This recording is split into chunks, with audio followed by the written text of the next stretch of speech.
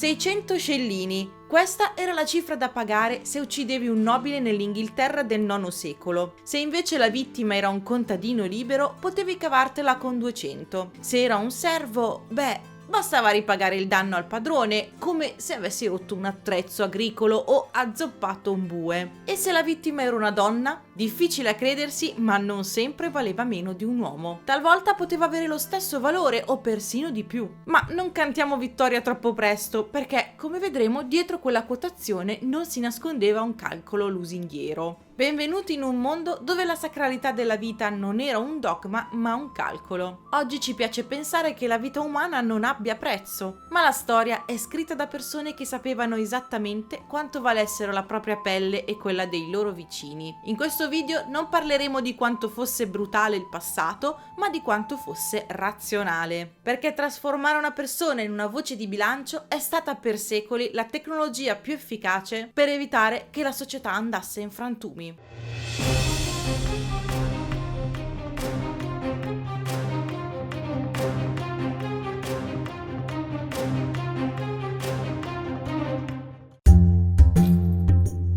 Questa idea di dare un prezzo alla morte ha un nome che suona quasi magico: Vergild per i popoli germanici o Guidrigildo per i Longobardi, letteralmente l'oro dell'uomo. Per capire perché esistesse dobbiamo dimenticare l'idea moderna di Stato. Se oggi qualcuno mi aggredisce io chiamo la polizia. Nell'VIII secolo, se tu uccidevi mio fratello, io non andavo in tribunale, venivo a casa tua con i miei cugini e uccidevo te. Poi i tuoi parenti uccidevano me, dando vita a quella che si chiama faida e che costituisce però un pessimo modello di business, perché la faida distrugge forza lavoro, brucia risorse e alla lunga estingue intere linee di sangue. Così nel 643 il re longobardo Rotari decide di averne abbastanza e pubblica il suo celebre editto, nel cui prologo dichiara chiaramente: abbiamo stabilito queste pene pecuniarie per fermare le faide. In pratica Rotari trasforma il reato in un debito. L'editto di Rotari non è un codice morale, è un preziario da officina meccanica. È fittissimo di articoli che sembrano scritti da un perito assicurativo particolarmente pignolo. Se durante una rissa mi rompi un dente incisivo, mi devi 16 scellini, ma se il dente è uno di quelli che non si vedono, il prezzo scende a 8, perché il danno estetico e funzionale è minore. Se mi tagli il pollice, paghi un sesto del mio valore totale, ma se mi tagli il mignolo, te la cavi con molto meno. La cosa affascinante è che il Guidrigildo, il prezzo della vita intera, non era una multa che andava allo Stato, andava alla famiglia della vittima. Pagando, l'omicida non stava chiedendo perdono a Dio o alla legge, stava comprando la propria pelle pagando i sopravvissuti perché rinunciassero al loro diritto di ucciderlo. L'intento di Rotari non era rendere la morte meno grave, ma renderla chiudibile. Una volta che lo scontrino era pagato, la contabilità era in pari. Il sangue era stato lavato dall'oro e la società poteva ricominciare a produrre invece di continuare a scavare fosse. Ma attenzione! Questo sistema funzionava solo se avevi un valore riconosciuto, perché adesso vedremo che il listino prezzi non era lo stesso per tutti. Il mercato della vita aveva i suoi titoli premium e le sue low cost.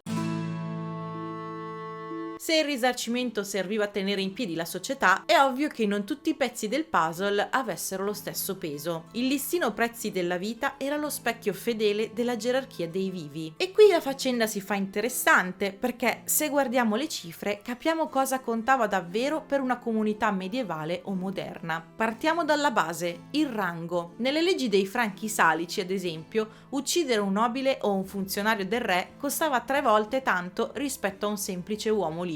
Non perché il nobile avesse un'anima più pregiata, ma perché il danno sistemico era maggiore. Un funzionario regio era un investimento dello Stato, istruzione, legami, potere. Se lo uccidevi non stavi solo eliminando una persona, stavi sabotando l'infrastruttura del regno. Il prezzo rifletteva il costo di sostituzione, ma la legge non guardava solo all'albero genealogico, ma anche al capitale umano specializzato. Immaginate un fabbro o un medico in un villaggio isolato del X secolo. In molte leggi, se uccidevi un servo comune, pagavi una cifra standard, ma se uccidevi un servo che faceva l'orafo o il mastro birraio, il risarcimento esplodeva. Non stavate pagando per un corpo, ma per un know-how. In un mondo senza scolarizzazione di massa, un artigiano esperto era una risorsa rara. La legge lo trattava come un prezioso software brevettato. Romperlo costava carissimo perché la comunità non poteva permettersi di perdere quella competenza. E poi c'era il valore dell'infrastruttura sacra. Uccidere un prete non era solo un peccato, era un disastro finanziario per l'assassino, perché il membro del clero era il mediatore, il burocrate,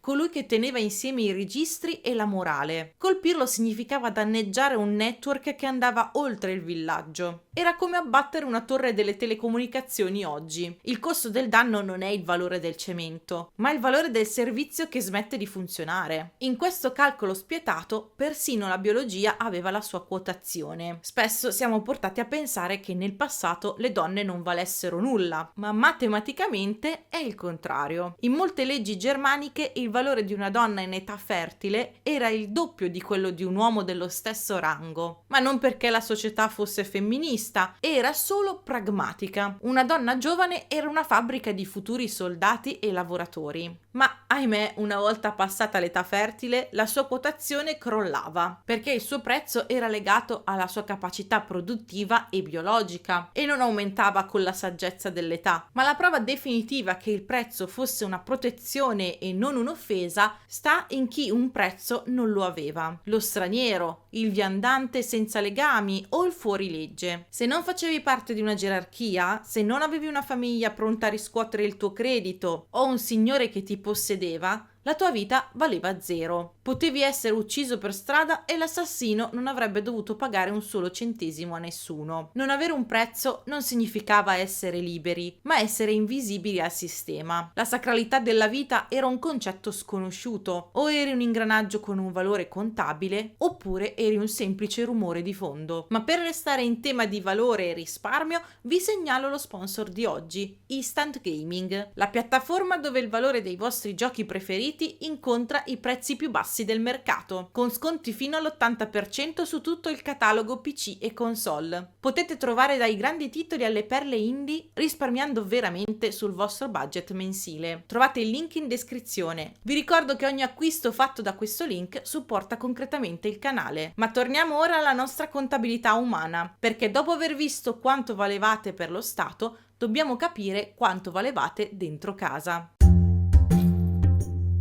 Finora abbiamo parlato di quanto valessi se qualcuno ti uccideva per strada, ma quanto valevi mentre eri vivo, seduto al tavolo della tua cucina? Se usciamo dai tribunali e entriamo nelle case, scopriamo che la famiglia del passato non era un rifugio sentimentale protetto dai soldi, ma la prima e più agguerrita unità di produzione economica. E il perno di tutto era un concetto che oggi ci fa venire i brividi, ma che all'epoca era puro buonsenso gestionale: il mundio. Il mundio non era amore, era il prezzo del comando. Nell'Alto Medioevo una donna o un minore non erano mai soggetti giuridici isolati, erano sempre sotto il mundio di qualcuno, che fosse il padre, il marito o persino il re. Ma attenzione! Il mundio non era solo un diritto morale, era anche un bene patrimoniale. Poteva essere comprato, venduto e scambiato. Quando un uomo prendeva moglie, spesso pagava al suocero una somma per acquistare il mundio su di lei. Non stava comprando la donna come una schiava, ma stava comprando il pacchetto amministrativo della sua vita, il diritto di rappresentarla legalmente e di gestire i suoi beni. Era un po' l'acquisizione di un ramo d'azienda. In questa logica i figli non erano gioie della casa, ma un investimento a lungo termine. C'era un calcolo freddissimo che ogni genitore faceva: il rapporto tra bocca da sfamare e braccia da lavoro. Per i primi 7-10 anni un figlio era una passività, un costo secco, ma l'obiettivo era portarlo il prima possibile al punto di pareggio. Mandare un figlio a bottega a 10 anni con un contratto di apprendistato non era abbandono, era un trasferimento di rischio e di costi di formazione. In cambio il figlio diventava un fondo pensione vivente. In un mondo senza welfare, l'unico modo per non morire di fame a 70 anni era aver accumulato abbastanza capitale umano,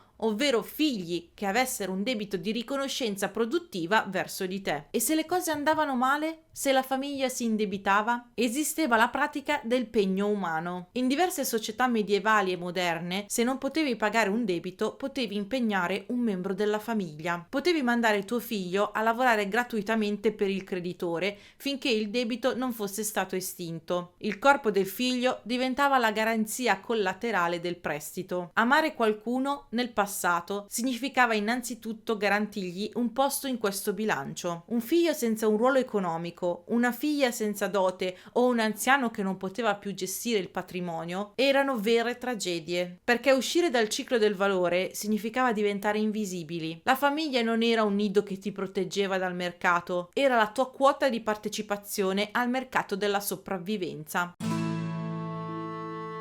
Se il mundio era il diritto di gestire una persona, il matrimonio era il momento in cui due famiglie decidevano di mettersi in società. Dimenticate l'abito bianco e le promesse romantiche. Nel passato il matrimonio era l'operazione economica più complessa e rischiosa che una famiglia potesse affrontare. E lo strumento principale di questo affare era la dote. Nella nostra mentalità la dote sembra solo una vecchia usanza patriarcale, ma per un padre del 400 la dote era un capitale sonante. Non era un regalo fatto al marito, era il biglietto d'ingresso della donna nella nuova famiglia e allo stesso tempo la sua assicurazione sulla vita. Funzionava così.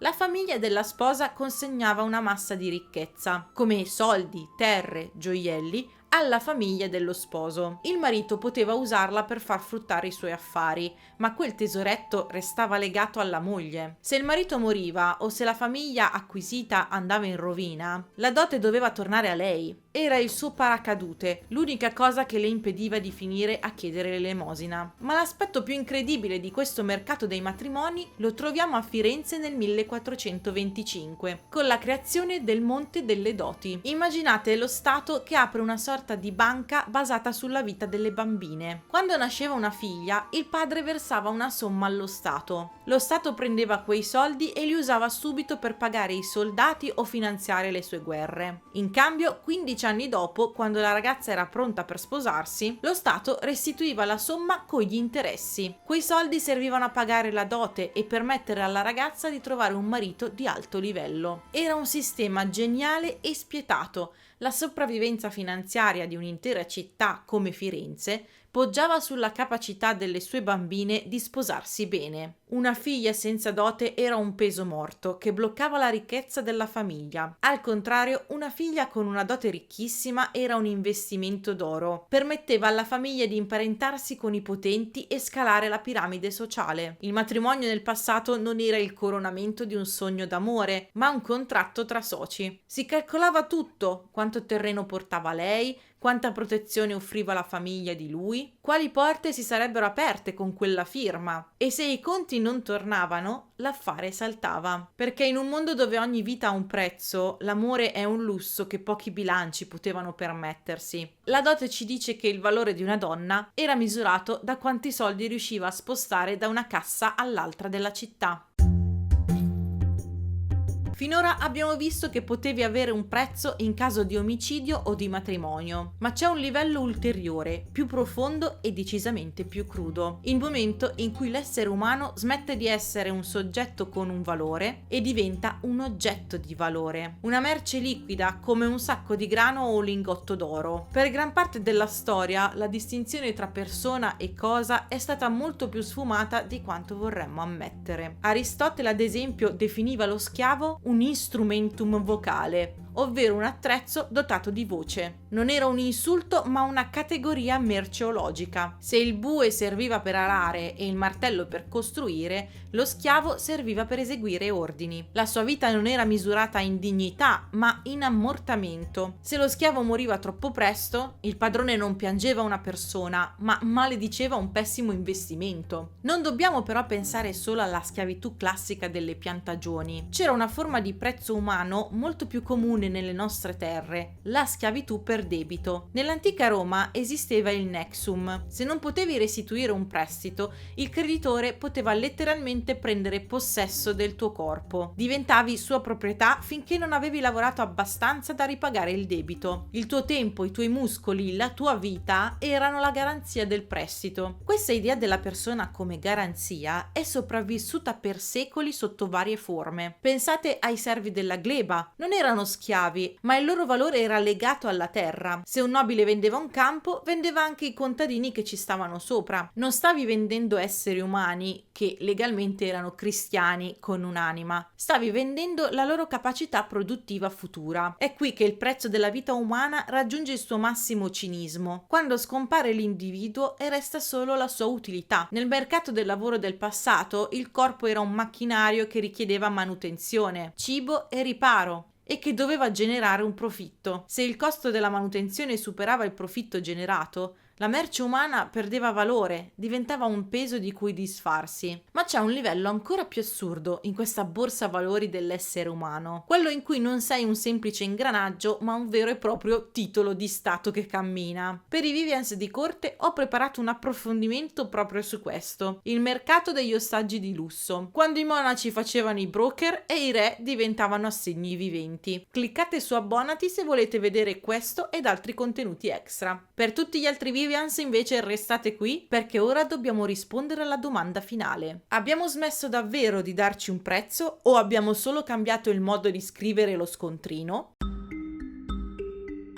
Arrivati a questo punto è facile guardare indietro con un senso di superiorità. Oggi viviamo nell'epoca dei diritti umani e della dignità intrinseca, in un mondo in cui, almeno sulla carta, la vita è considerata inestimabile. E non è un dettaglio da poco, è una delle conquiste più grandi della nostra civiltà. Tuttavia, se usciamo dalla filosofia ed entriamo nell'ufficio di una compagnia assicurativa, scopriamo che il prezzo non è sparito, ha solo cambiato funzione. Se fate un incidente o perdete l'uso di un braccio, un perito aprirà un manuale e vi assegnerà un punteggio che verrà moltiplicato per la vostra età e il vostro reddito. Lo chiamiamo lucro cessante ed è la prova che continuiamo a quantificare quanta ricchezza un corpo può produrre. Ma c'è comunque una differenza rispetto al passato. Nel Medioevo il prezzo serviva a comprare l'impunità. Se uccidevi e pagavi, eri libero. Il denaro sostituiva la giustizia. Oggi il risarcimento economico non cancella la colpa, ma cerca di riparare un danno. Abbiamo separato il nostro valore di mercato dal nostro diritto di esistere. Lo Stato può calcolare quanto costa una cura sperimentale rispetto ai mesi di vita che garantisce, ed è un calcolo freddo, puramente statistico, ma non può più dire che quella vita non merita protezione legale solo perché non è abbastanza redditizia. Il passato era brutalmente onesto. Ti diceva in faccia che valevi un tot di scellini perché eri un ingranaggio di un sistema. Noi abbiamo fatto un passo avanti.